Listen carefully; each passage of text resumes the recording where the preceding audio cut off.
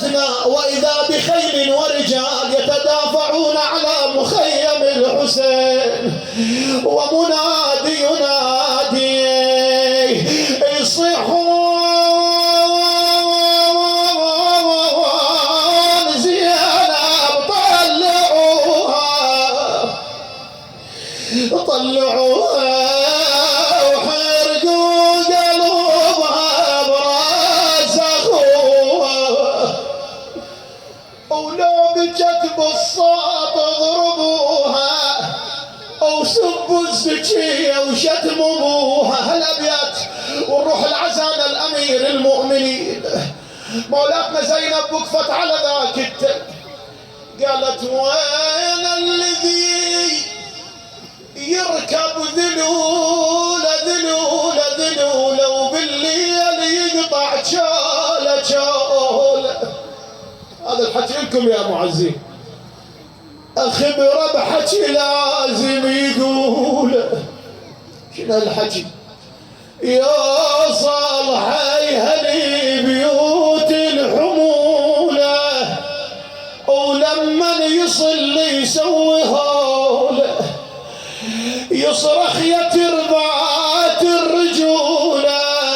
شكو يا ناس سيدكم حسين تلاحقوا له تلاحقوا له تلاحقوا له، لعبت عليه الخيل يوله. وبعد يا بياله ياله ياله عندكم حرم تدرون لولا ما بين ذولا وبين ذولا. بعد مولاي ايها المعزون ايها الموالون، ثم هرع الحسنان الى ذلك المسجد فرأوا امير المؤمنين ساقط على وجهه. احنا نقول الحسن والحسين راحوا لامير المؤمنين، الا ابي عبد الله من الذي جاء اليه؟ جاءوا اليه اللعنى وهو على رمضاء كربلاء، بل افترقوا عليه 4 فراق بالسيوف بالرماح بالحجاره، وهو ينادي انا غريب انا عطشان. وين الغيور ها؟ يقول يا حيف دار العسكر على حسين يا حيف، ناس بالرماح وناس بالسيف يا ابوي. ثم حمل امير المؤمنين يقول من وصل مقربا من الدار قال انزلوا لواع، صدت وقالت يا المجبلين هالجايبين يا بنا اسمعهم الوصياحونين يخاف ان جتل عادي يا طيبين. يقول لما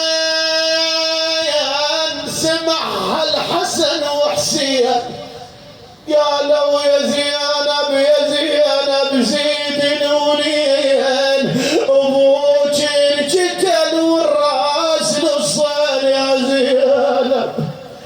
عاد هنا زينب بدمعتها الجاريه قالت كون اللي يعيد والده وياه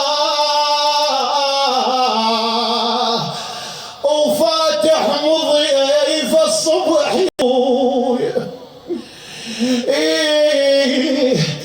أنا كون اللي يعيد والده وياه وفاتح مضيف الصبح يلقاه، حتى يطيب للوفاد ملقاه على أبوي. بعد معون قالت بيوم العيد كل الناس فرحانة، بس احنا ابونا انغلق ديوان على ابوي. شنقل اللي يجي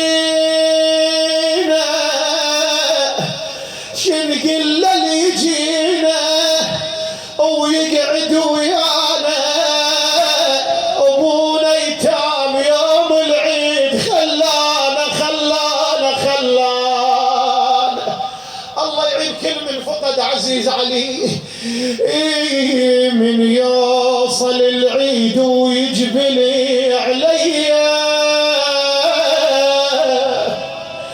من يوصل العيد ويجبلي عليا ألف حسبة والف رايل يمر بيا واتذكر مكان البيه، اتذكر مكان البيه يوميا من